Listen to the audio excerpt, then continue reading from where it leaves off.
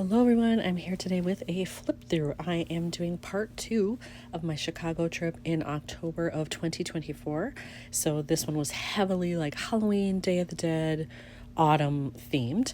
Hence this color, I liked the Merlot. This is a Life Crafted album from Citrus Twist. So you can see here, I have this marked off where I left off in part 1, and then we'll start with part 2. So the first thing we did on day 2 is get coffee. We both needed coffee badly. And this place was, I think, like 3 blocks only from where we were staying. I had never tried it before, but now I've loved it. And I've even brought home coffee from there. So it was a good choice. So it's the Hero Coffee Bar. And the inside was decorated so cute. Then I wanted to make sure I had photos of it. And then they even had stickers for sale with their little logo. So I thought, well, I have to get one of those and use it. Once we were done with getting coffee, we went right up to the L. We needed the pink line because we were going over to the Pilsen area. Our first stop was going to be the National Museum of Mexican Art. So we could not walk there by any means. So we needed the L. So here we are. I love transportation photos. And then I just talked about how I feel comfortable in Chicago. I'm there a lot, and so I feel comfortable getting myself around the city. And then here I have a map insert, and I actually chose this in Spanish. I grabbed it by accident when we were grabbing stuff, but I chose to keep it because it's in Spanish, and we were in a predominantly Mexican neighborhood when we were in Pilsen. So I wanted to keep that intact. I think that worked out well. And then I just cut out a part of the map that zeroed in on where we were. So we kind of started over here in the loop, took the pink line, and then here's the museum right there. And you can kind of see the rest of the neighborhood extends this way. And then these weren't meant to go together, but because I have this huge green arrow, I wanted to match that to some extent. I was able to find this 4x8 journaling card. This was already on there. I didn't stamp that. It came that way, but it worked perfectly for what I wanted.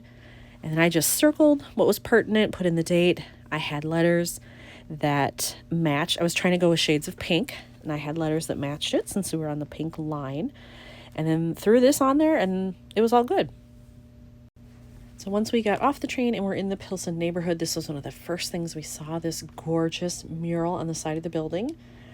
I love the style. I loved all the bright colors, so I had to do a full-length photo of that one. But because it was so busy, all I did was put this piece of ephemera on, and then I did a little bit of metallic outlining. It might be hard to see there, but I did do that, and that was enough for that one. And then I have quite a few pictures of all the murals we saw. All the street art was fantastic. So this one I just did a 3x4 as an insert back to back. But then over here, because I had this configuration of page protector, it worked out really well that I could do sequins in the middle. So those are just free floating in there. I used my fuse tool to seal the pocket. And of course I had to make sure it would match what was on the other side as well. And it did. So super happy with how that turned out. Then I have another small insert here just talking about how much I enjoyed seeing and photographing the murals. So I have that there. And then on this side, I had one more that I wanted to use, and I only separated them this way because I wanted the purple next to the purple. I just felt like that looked better than doing this bold green next to this. So that's why they are the way they are. And then all I did was put one little phrase on there. And then this was the cover of the brochure for the Day of the Dead exhibit. And I wanted to keep that. It does stick out a little bit past the edge of the album, but I cut down, I felt like, as much as I could, because when you see the other side, you'll know why. I didn't want to lose anything there. So I had that, didn't do anything to it, just put an attacher on it. Here's the other side though. This was about as close as I could go without losing anything. I wanted the Dia de Muertos in there. I wanted this info about the exhibit. And then I added on my own picture that I took at the front of the museum while we were waiting to get in. So once we were inside the museum, where the gift shop was actually really close to the check-in desk. And there were a lot of people at the time that we checked, and like people were literally waiting outside, waiting for the doors to open. So we thought, all right, we're going to let them go into the exhibit because we knew they were headed for this. And we'll go into the gift shop for a while, and we'll just look around, and then we'll come back, and then we'll make our way into the exhibit. So these were photos that were in the gift shop, and I just loved the way they looked. Loved this card too and the phrase on it, so I wanted to use that. And then this was another just cool art piece that was in there. But I felt like all of these really matched. And I got lucky with this card set that it was specific to Day of the Dead. It just worked out perfectly for many photos, and you will see more. So these are the outside doors as we were waiting to go in. The main exhibit was in here. You can kind of see this through the door there. So I just cut that one down a little bit to have more of a background to bring in some more yellow. And I kept the red and blue over here. And then you can see it's got the title of the exhibit. Too far away to get all that detail in there, but that's fine because a lot of it was right here as well. And then I have a lot more detailed photos as we were passing through the exhibit. So like I tried to keep like colors together because the colors were very, very bright. And these are actually very typical to like Mexican style decorating. You'll see these bright houses or bright colors in a lot of houses sometimes too. So I wanted to keep those together. So I have my yellow here. All I did was add one phrase. These were all pink based, and I do have a flip up here as well. And this one was fun because I'm going to zoom in just for a minute. There we go. I have these tiny little flower rhinestones on there, and they've been in my stash forever, and I sometimes forget about them because if I'm not actively using them on a project, I don't see them. So it was fun to go into my stash and find those again. Then we were further into the exhibit, and then I had a bunch of orange photos from the orange rooms. And then again, these are cards from that same set. I just jazzed them up a little bit with a couple enamel dots there. I didn't need to do a whole lot because these were very busy. So I just did my journaling and then really didn't put any other phrases or anything. I just did a sticker tab. I did this piece that I had cut from something else, like right here. This is one end of it, this is the other end. So it worked out that I could use them on the same layout. And then here we're getting towards the end of the exhibit, and they had this display, and I loved the bright purple in it. My eye immediately went to that, and I just like the artistic style of this. So I did this one from further away so you could see it was an offering. And then here I did a close-up so you can see all of the beautiful flowers that were included in there.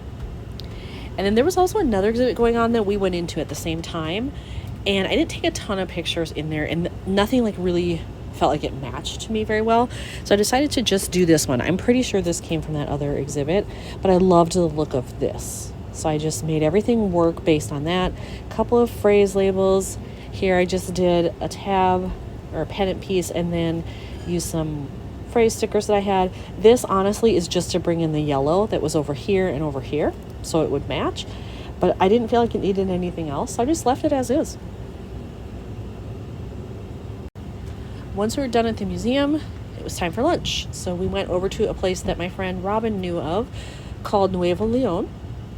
So we did have to take a bus in between there. It wasn't close enough to walk. So we took a bus from close to the museum to the restaurant.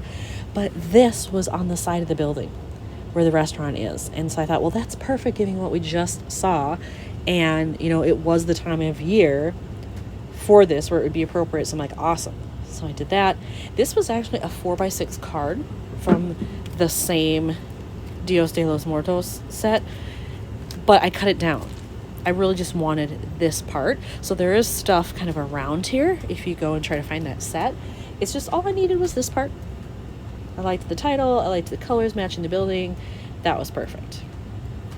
And over here, I just showcased the food that we had. We had the menu first.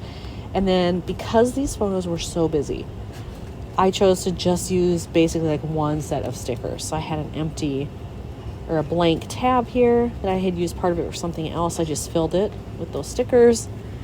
And then similar on the other side, I just grabbed a blank label that the green would match here. Put those on there because we did have chips. And then called it good. I mean, it really didn't need much else. I think I've got something in this pocket. There we go.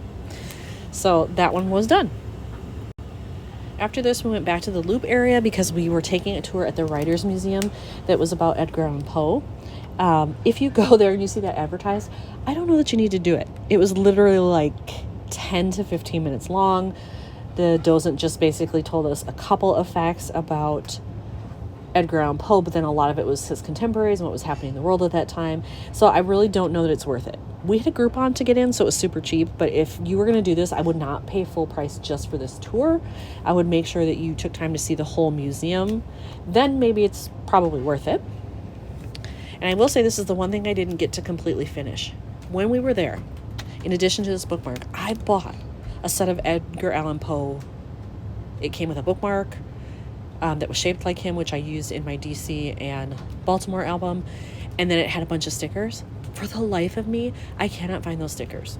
I took them out when I cleaned out my DC and Baltimore bin and put them somewhere. I thought I had put them in my Chicago bin, but they're not there. So whenever I find those, I'll go back and cover up the back and finish it. But for now, it's going to just live in there like this. So then we had to take a metro train because we were going to the Botanical Garden, which is quite a ways outside of Chicago proper. So you have to take a metro train. We chose to take it to the Winnetka stop. Now, we could have gotten closer. Like, we could have gone to Braeside, which is the closest stop, I believe. But we were like, oh, let's go, shop and maybe get a little snack and have more coffee or something. We saw that there were a bunch of shops and things around the train station in Winnetka. Well, we didn't realize that Winnetka's pretty sleepy. By the time we got there, I think it was like just before 5, stuff was already closing on a weekend. And we're like, oh, okay, we thought we were going to be able to go in and just like have fun walking around this little village area, but no. So we basically had to leave there and then go right to do something else to fill up our time before our ticket was good for the Botanical Garden. But here I figured I would at least take a picture of the train. I kept the back of this schedule that I had cut out. I thought that was kind of fun to see the different times of the different stops. And then I ran out of my attachers from Citrus Twist, so I made my own. You can see it. I used one here and here. It was just a piece of fall acetate that I had on hand, so I figured why not use it? So when we were leaving Winnetka, we just took a lift. And we went over to, there was a Barnes & Noble and like a shopping mall somewhere relatively close to the Botanic Garden. So we're like, okay, we'll just hang out there. We'll get some more drinks. It was starting to get chilly outside. And so we got warm beverages and just relaxed and chit-chatted before it was time to go to the garden. So here we are upon arrival. By now, as you can see, it was dark. We wanted it to be dark because we were going to Night of 1,000 Pumpkins. And this is my one negative about this trip is that this particular activity, not worth it. It is not worth taking a metro train and then a lift and then another lift from Barnes & Noble to here to do this. We wouldn't do it again. Now, Jack's Pumpkin Pop-Up, which we did the first night, excellent, totally worth the money, easy to get to. I would recommend that way before I recommend doing this. I actually have never been to this botanical garden during the day, but I'm going to guess it's far more worth the money if you go during the day, at times of the year when stuff is still really blooming, then it's probably better. But here I just did some stuff from the entrance. I had this October wood veneer that I'm like, where else am I going to use it? So I put it in here. And then on the back, I did get a map when we went in there, so I cut off the front of it and used it here. That's why this is kind of an odd size. It's not the same size as everything else. So I had to cut this paper to fit it because it wasn't a standard 4x8 or anything. I had to measure, figure it out, and then cut appropriately. And then here, once we were on the trail, it was just like a bunch of these carved pumpkins. Some were illuminated, some weren't. It just was kind of boring, honestly. You just walk this path. And you know what? It's very similar to the one we have in Minnesota. I should have known better because our zoo does one like that. And I have gone to it and it was fine. But I don't know that I would ever go out of my way again for it unless somebody I knew really, really wanted to see it. They might talk me into it. But otherwise, no. So this was very similar to that. There were some cool designs, and so I tried to showcase those. Like these were Alice in Wonderland. And then over here, there was a Prince one. Hello, I live in Minnesota. I had to get Prince. And then they had a Rocky Horror Picture Show one, which I absolutely love. Anytime that comes on, I will watch it, and I will be annoying and sing all the songs. Over on this side, I just covered this up because I realized I was wearing a branded fleece like zip up from my employer, and I just didn't want that online, so I just covered that up. But underneath there, it's all fine. So it's just a selfie of me on the train going home, and then I did a quick journaling card. Just Robin and I had so much fun on this quick weekend trip, and I wanted to talk about that. And then on this side, I got some great views coming back home. The weather was perfect. I had a window seat. I was in business class, so I made sure that I could sit by the window. And I mean, look at these beautiful colors that were still out during a lot of this. So I just tried to match the red. So I had the perfect card for that.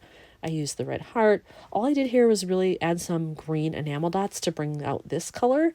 And that was it. And then lastly, I just put in a photo I took at sunset. So the train that I took, there are multiple runs a day of different lines, but I took the Borealis, and it leaves Chicago at a time where, like, it's a 7-hour trip. So by the time the sun sets, I'm still not home, at least at this time of year. So I got to see a beautiful sunset here. And so I thought, all right, I'm going to scrap that and just make it kind of a generic ode to I love fall. So I had these chipboard pieces here that I thought that's perfect. Got to use up another chunk of this paper I had. Did some quick journaling, added these, and it was done. So I think that's a great way to end that album. But now it's all done. I've also linked my friend Robin's version of her album down below so you can kind of compare what we did. We used a lot of the same Halloween themed cards, but in very different ways. So hopefully it'll be fun for you to watch that one too. But this album is done. All I have to do is put the title in there and it goes on the shelf. Thanks for watching.